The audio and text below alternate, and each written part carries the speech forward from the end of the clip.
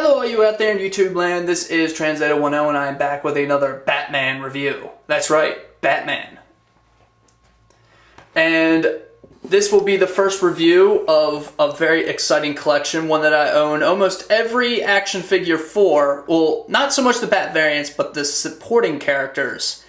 Batman the Animated Series. And we're just going to start things off with Bruce Wayne with snap-on Batman armor. Now, because it's been a trademark of mine, I kind of look at the card art. Since I love the Batman holding up the cape to disguise himself. It's very gothic, very moody, very in much with the animated series. And I especially love this little piece here with Bruce Wayne rushing about to transform into Batman. Another thing I love is the cityscape right at the bottom left-hand corner. And, of course you got the Kenner logo. Woohoo, it's safety tested. Woo, it meets or exceeds. And I especially love how it's got a yellow sky and it transcends from orange into red. It's just awesome. And especially since you're putting the figures on here, it almost looks as if the figures are just above it all. And that's what I love from Kenner. They really had some ingenious card art. Well, a lot of people did, but Kenner especially. As you can tell, I love Kenner. The back of the card, you know, everything that came with the line, blah, blah, blah, blah, blah. And it shows that Gotham City is under siege. Bruce Wayne sees the bat signal in the sky. Batman emerges quickly with special snap-on armor, powerful hand weapon, mask, and cape. Okay, enough of that. Let's get on with the figure itself. What I love about this Bruce Wayne action figure is it was my very first Bruce Wayne action figure from the animated series. It was my third Bruce Wayne.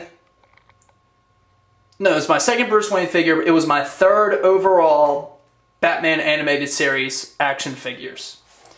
I got this in, well, not this particular one, but I got my first two the same Christmas season in 1993. Christmas Eve I got one, and then Christmas Day I got one from another relative, and it was kind of strange. Because I didn't really ask for it, I just asked for Batman. And I had two relatives that gave me the exact same figure. Awesome. Communication breakdown.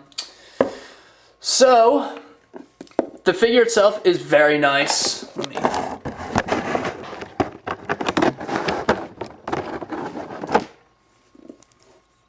As you can see here, he's got a blue-gray plastic for his legs. And for his shirt, I guess, it's decked in red plastic. And painted is these little black, I'm guessing they're supposed to be like guards, a cushion, especially this. I mean, because if you have a piece of armor on your shoulders, it's going to be very uncomfortable. So that's an awesome detail that I love already about this guy. He's got this little piece right here, this little cushion on his abs, and of course it looks very nicely when he's Batman. He's got these nice little slip-on boots. Notice the Kenner stamps are on the inside of his feet. And he's got the nice little riding gloves, I guess you can say, with these little two cushions. The only thing about this figure that really scratches my head is this. I don't know what this is supposed to be. The only thing I could think of was he was using a prison uniform. That's pretty much how this was when I was a kid. This was a prison uniform. I never understood why they never gave him a suit since he never wore this in the comic. But my dad explained, it's like, well, he puts this suit on and then the armor on top of it because this suit actually protects him from the armor. And that's actually that's a nice, pretty description about this. Like, he has to wear this special armor for cases, and this protects him from the weight of the armor. So it actually supports the weight of the armor. And why not believe it? He's Batman. He can do anything. But the main selling point behind this, I mean, the main thing about this figure that I love the most is his face. Uh-oh, looks like I'm going to have a storm coming. Gotta turn on the light. Nope, just get my hand out of the way.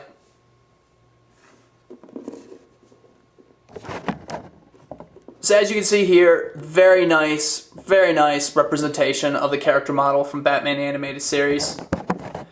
And one thing I have noticed was every Bruce Wayne action figure I've owned, his eyes were completely different from one another. One of them he had circle eyes, and the one he had square eyes. This one he kind of has like a triangle and a square eye. But okay, I've spent enough about Bruce Wayne. Let's get his armor on. Now, the armor is pros and cons. Pros, it's easily slip on. It's not as much of a pain to take on and off like the Bruce Wayne from the Dark Knight collection, which I'm saving for a special review. But it would have been nice, I guess, if this was painted. But then again, they didn't paint it on the card, and usually they had painted details on the card that they lacked in the figure, so you had to leave up to your imagination as to what the color was. But I guess it's supposed to be, you know, this gray. It would have been nice if it was black or blue though, but you know, whatever. We'll see what happens when we put it on. Another con is, as you can see, these little stress points here, these can really hurt your figure in the long run, so I really wouldn't recommend changing this guy that often. And I found the best way to put the armor on is to put it on at knee level and slide it up. And then just snap the ankle in place. So that's one leg. Here's the other leg. This one doesn't want to stay on that much, and I think it's because of this little joint here, this little hinge. And then of course we got another one here. It just snaps right in between the little fold in his glove right there and his wrist. So another design plus. That's how you keep that part of the armor on. That's what I love about this already. I mean, everything about this figure is just gold. And of course the chest piece, we put it on and it looks very similar. Oh, another thing about the chest piece is if you put the top on first, it's gonna really ruin the sides. So I put the sides in first and then snap on. Looks very much like the Batman Returns armor. Very cool. I love how that little rubber padding now accents his chest so well. Adds so much more detail. And at long last, we have the helmet. And there we have it. We have Bruce Wayne transformed into his Batman battle armor. Now this figure was really great if you were tackling with Bane or any of the Man-Bat, Killer Croc figures. I mean, you could just use your imagination as to why he really needed this.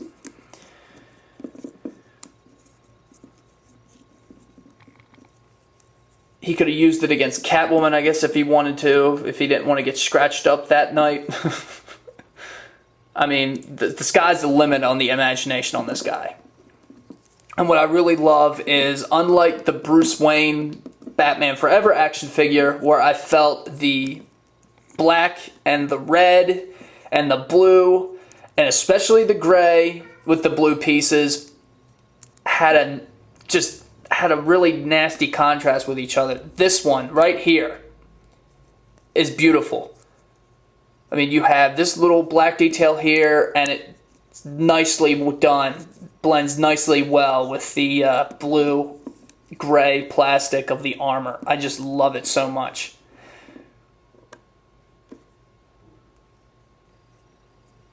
Except for maybe where it comes down to the boots, because now you have like this little gap here.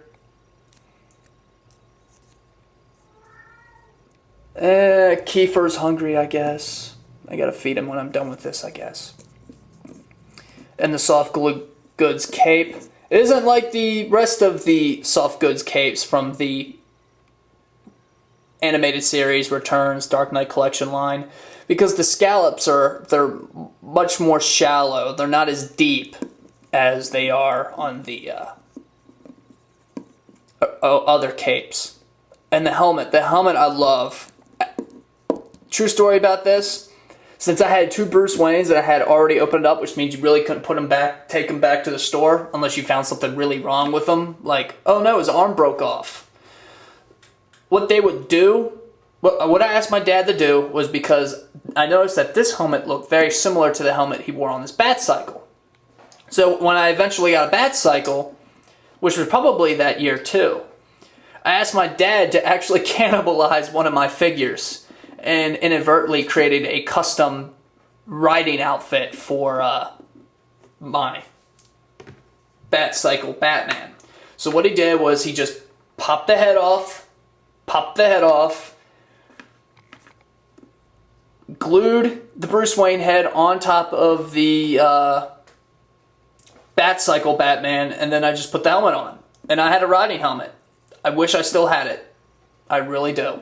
Because I'm not going to be able to, I just can't customize. I do not have the heart to cannibalize figures. I don't know, I guess because I was introduced to Toy Story like the very next year.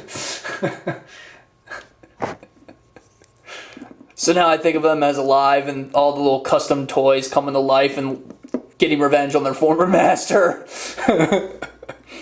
Another thing about Batman is he comes with this hand weapon. That's all it is. It's called a hand weapon. And the only thing I can think of is if these are either gas packs, so this is like a gas emitter, or these are battery packs, and this is an electronically, electric volt, kind of like a taser weapon. Whatever you want to make of it, it's very detailed, especially with the tanks and this little gauge. So it could either be a gas, like full, empty. These little lights telling you, okay, green light means it's good to go, red light means you're running out of gas. It's a very nice weapon, very fitting with this figure, and he's pretty cheap. I mean, I think I got this for like $10. So it's an amazing figure. I really hope that anyone with an interest in the Batman Kenner figures will pick this one up. It is a winner. You just have to beware of these little points, because if you change him too much, eventually they will break. But other than that, oh, and also be careful of the helmet, because it does scrape up against the head, and you may lose some black paint on his hairline. So be careful of that. But other than that, I can't really find anything else that's wrong with it. It's one of the better designed, if not the best designed, of all the Batman Bruce Wayne figures. I really suggest you pick them up. And until next time, this is Trans810 signing off.